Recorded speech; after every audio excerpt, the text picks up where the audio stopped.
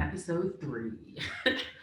Hi everyone, my name is Kwa, and I'm one half of the culture team here at VSA at UVA, and welcome to a new Wait, episode. I'm sorry. Hold on. I don't know why I'm holding this anymore. Oh wait, No, it's fine. I'm just pretending. No, because if you stop it, then I. I'm not okay. actually stopping it. Okay. Episode 3. Hi everyone, my name is Kwa, and I am one half of the culture team here at VSA at UVA, and welcome to a new episode of Culture Shock. Culture Shock is our podcast. Hang on. That was kind of important. Okay. It's okay. Ooh, click. Okay, episode 3. Hi everyone, my name is Kwa, and I am one half of the culture team here at VSA at UVA, and welcome to a new episode of Culture Shock. Culture Shock is our podcast where we talk about everything and anything regarding our Vietnamese and American community, and we'll be addressing a lot of issues as well as talking about solutions in our community, and we'll also be talking about deep conversations of our own experiences. Hello everyone, my name is Kylie, and I'm the other half of culture at UVA. Just sort of to provide a little disclaimer, all of the experiences and opinions we share are going to be our own and do not necessarily represent that of our organization. So please keep that in mind as you watch.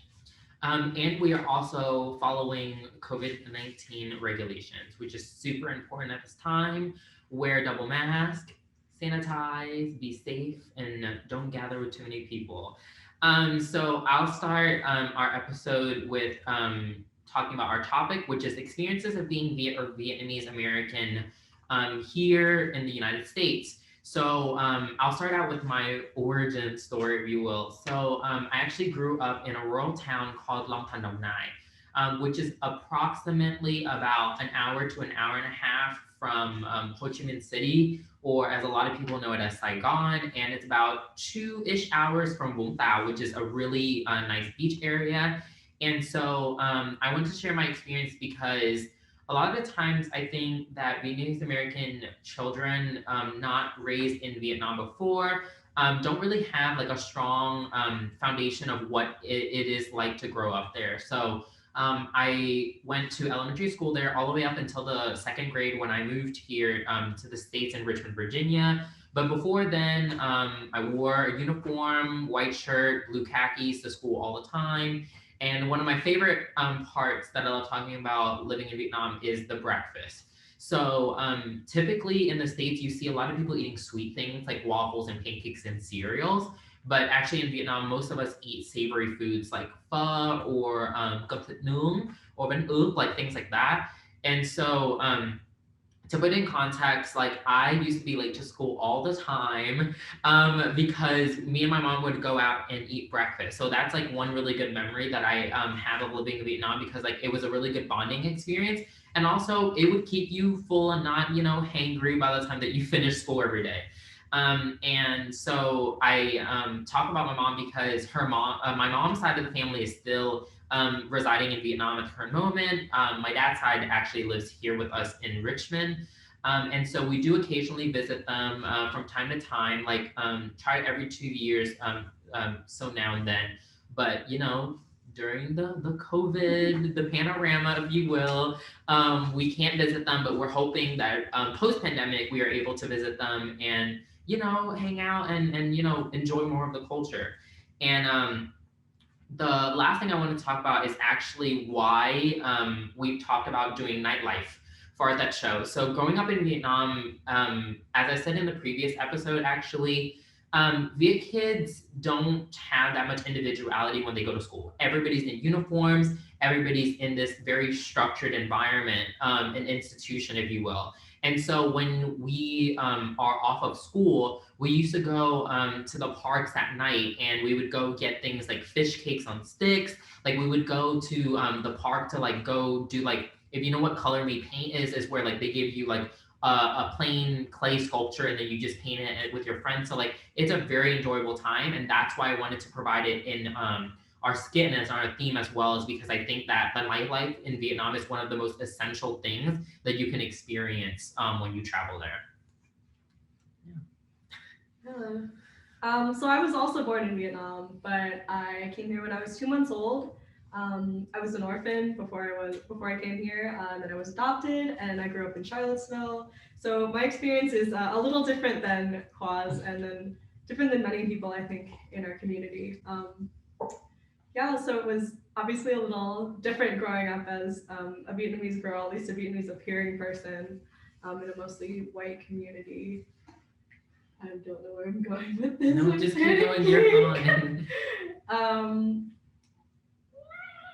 um, I didn't have much exposure to the Vietnamese community until I came to UVA, and it was only in my third year that I really started participating in cultural organizations. I'm in a multicultural sorority, and I'm the culture chair of VSA. So I think being able to share my experience, which might be a little different than other people's, is really great for me personally. So right now we'll transition to talking about our American life, which I think is a little bit easier to talk about in terms of that we both have lived in America more than we've lived in Vietnam. And so we've had a little bit more experience here, and we've also gotten a lot of exposure in terms of different cultures. So, in Vietnam, like everything is very much Viet based. It's obvious, but we have to say the truth that it's very like it's not like you see multiple cultures as well as even people. In the United States of America, the reason why we're known as a melting pot is because you see everybody from almost every nationality possible. But in Vietnam, it's the majority Vietnamese people, and then you have foreigners or tourists visiting Vietnam for travel. So I think American life is a little bit easier to talk about. So as I said earlier, I moved here when I was 7 in Richmond, Virginia, which is where I reside now all the way until I moved to college, which now I'm living in Charlottesville.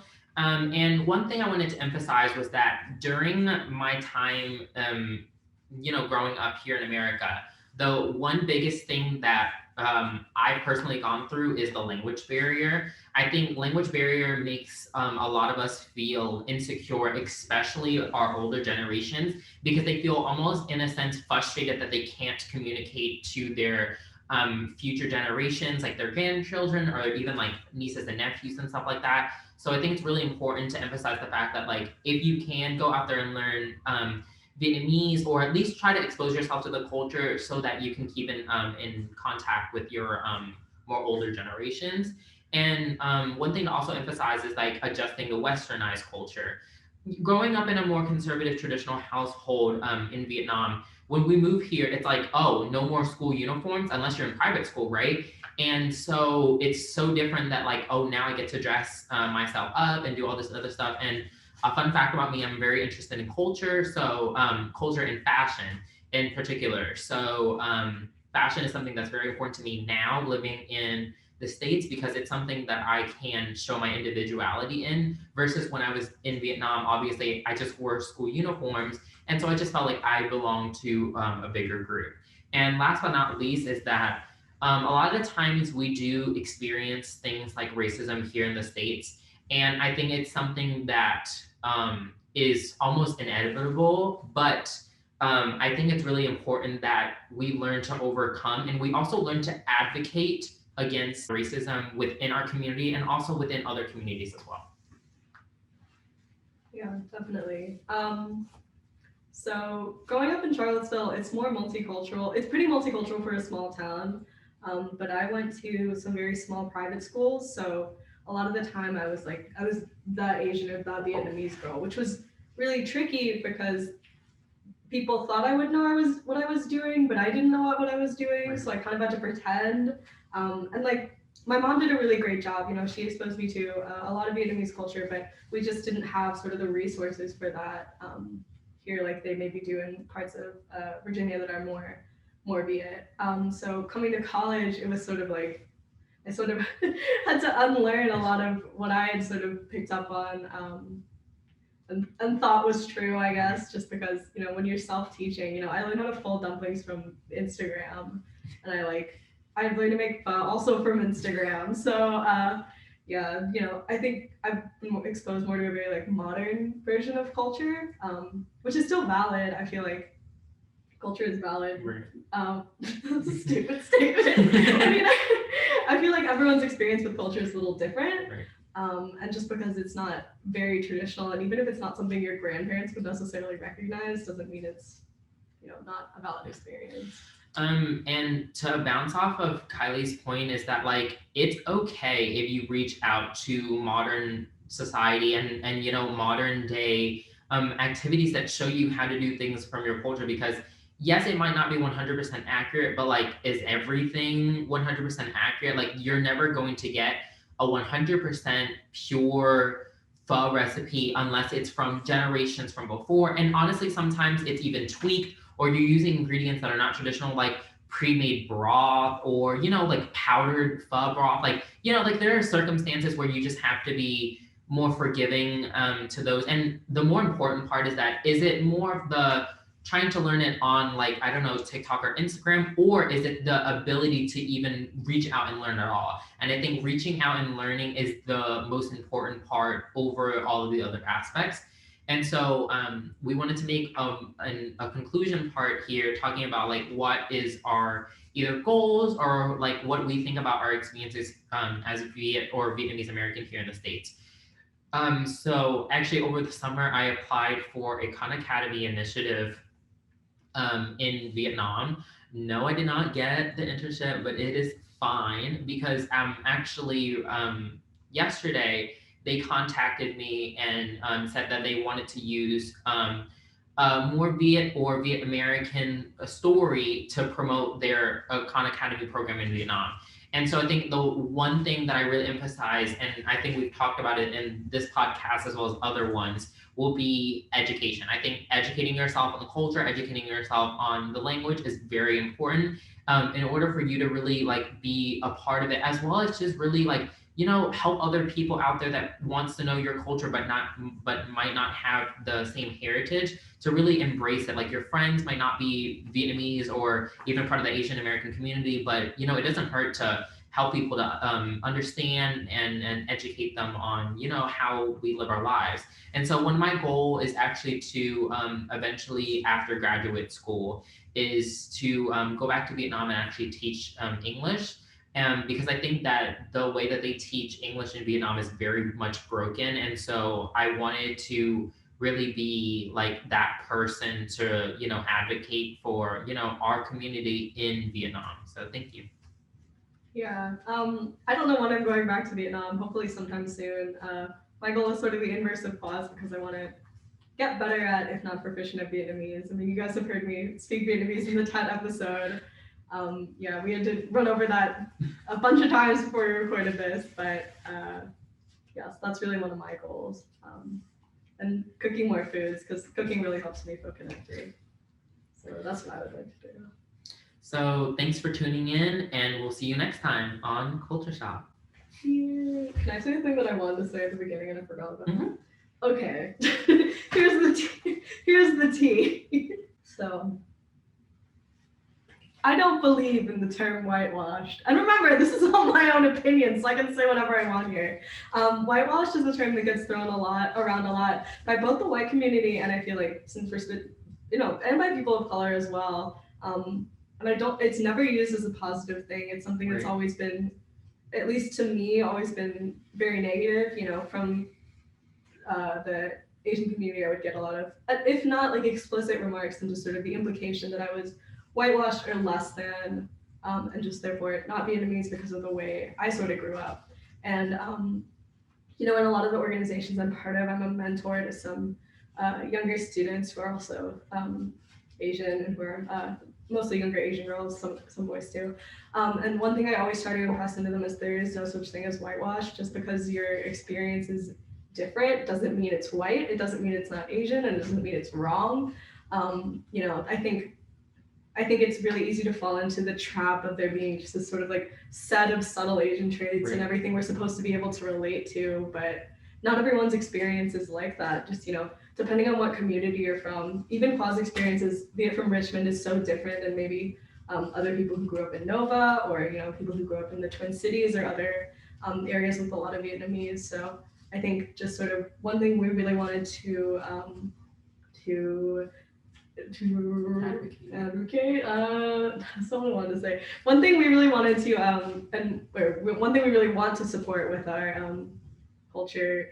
I can't talk. I was gonna say culture raid, and I know that's wrong.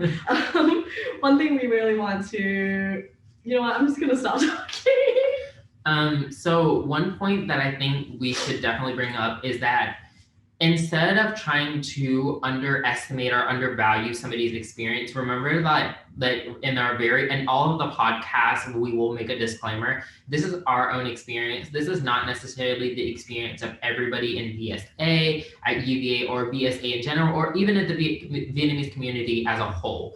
But our experiences and our thoughts are valid, as well as yours, and it doesn't matter what area you come from. And so we would say that we don't condone using the word whitewashing or whitewash. And you know what about, using more political correct terms like westernized, for example, right? Because a lot of Vietnamese Americans aren't going to be necessarily like your most Viet poster child, and that is fine. And whether they are westernized or not, it is not necessarily an issue because, again, we do live in America, so we do live in a westernized society, so it is okay to be a little bit westernized. But just make sure that you're using correct terminologies so that you don't undervalue somebody's life experiences. So thank you. Yeah. One thing I really try to do is I try not to use the term whitewashed against myself. I think that's something I come up against when, I don't understand, some tradition or something that people are talking about. It's really easy to, and I think this goes for a lot of people, it's really easy to just sort of like be like, oh no, like I'm not enough, or I don't know enough to be part of the community. And just really giving yourself some credit, because culture isn't something we should gatekeep, it's something we should grow. So give yourself some credit for, what you do know and what you are, because that's a valid cultural experience too. Bye.